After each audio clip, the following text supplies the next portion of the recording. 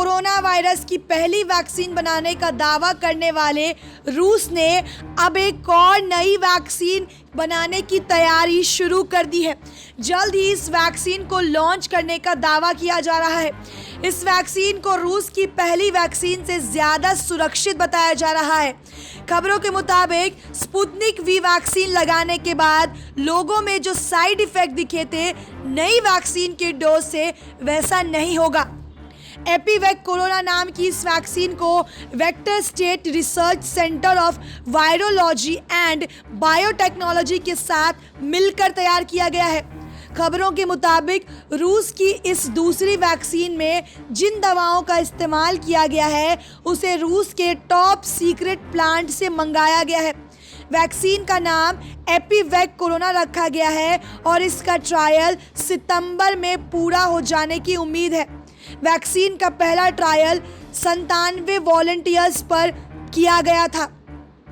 Vector state research centre of virology and biotechnology के साथ मिलकर इस वैक्सीन को तैयार किया गया है। ये दुनिया के उन दो प्रमुखों स्थानों में से एक है जिसके पास चिकन पॉक्स यानी चेचक की वैक्सीन का सबसे बड़ा स्टॉक है।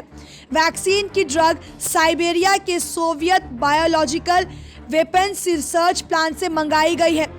वैज्ञानिकों का दावा है जिन वॉलंटियर्स पर वैक्सीन का ट्रायल किया गया है उन्हें 23 दिन के लिए अस्पताल में भर्ती किया गया था।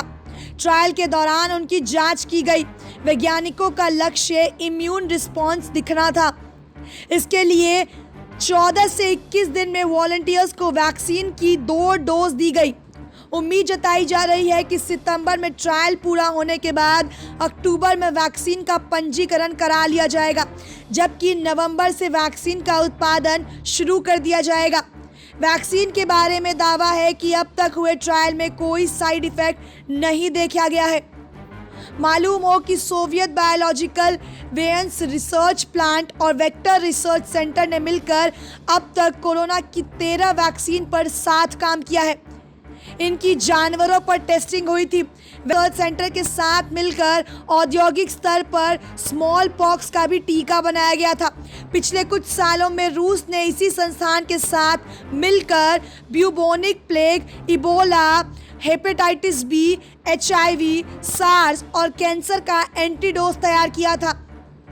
इस वैक्सीन से पहले बीते 11 अगस्त को रूस ने दुनिया की पहली कोविड-19 वैक्सीन स्पुतनिक वी का पंजीकरण कर कई देशों को चौंका दिया था।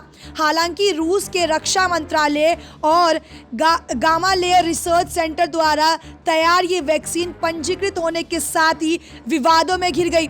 हालांकि रूस के आरोपों का खंडन किया है और कई देशों के साथ मिलकर इसके उत्पादन और विपणन की तैयारी में है। SPN 9 न्यूज़ रूम से शालिनी झा की रिपोर्ट।